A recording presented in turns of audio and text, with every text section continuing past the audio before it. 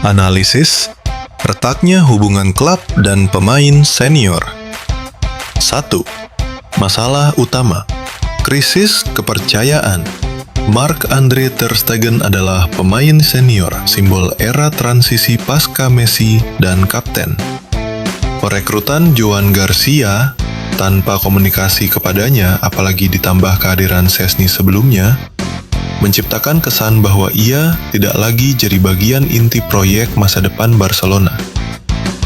Ini bukan soal siapa yang dipilih sebagai starter, tapi tentang penghargaan dan transparansi.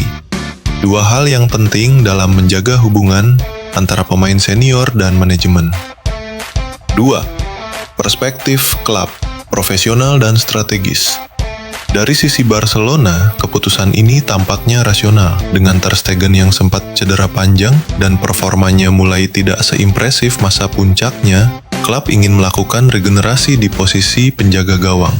Mereka merasa tidak perlu berkonsultasi dengan pemain manapun, karena hal ini menyangkut strategi tim, wilayahnya Deco dan Flick. Namun, dalam praktiknya, klub seolah mengabaikan aspek emosional dan loyalitas yang sudah dibangun bertahun-tahun bersama sang pemain. 3. Joan Garcia sebagai simbol transisi.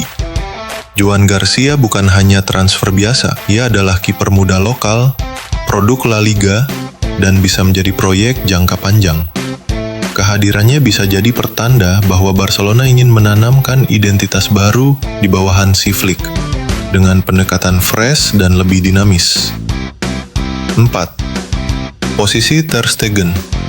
Dihormati tapi tak diprioritaskan. Ter Stegen masih dihormati secara simbolis, tapi tidak lagi dipandang sebagai aset tak tergantikan. Indikasi bahwa ia akan menjadi kiper ketiga adalah sinyal paling tegas bahwa perannya perlahan akan disingkirkan. Mirip dengan apa yang terjadi pada Iker Casillas di Real Madrid dulu. Tapi berbeda dengan Casillas yang pergi dalam situasi pahit, ter Stegen tampaknya masih ingin bertahan dan membuktikan diri. 5. Risiko klub, potensi konflik internal.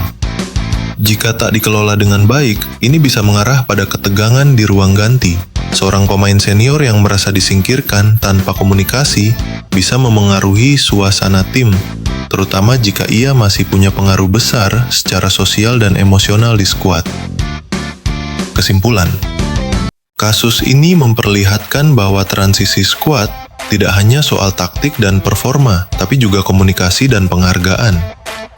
Barcelona bisa saja benar secara teknis, tapi dari sisi hubungan manusiawi, terutama terhadap seorang kapten dan ikon loyal seperti ter Stegen, pendekatan mereka terkesan dingin dan kurang bijak.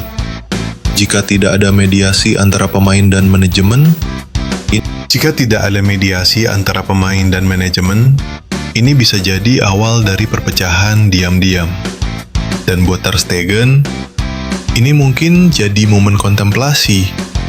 Tetap bertahan dengan risiko jadi bayangan, atau mencari tempat baru untuk jadi nomor satu lagi.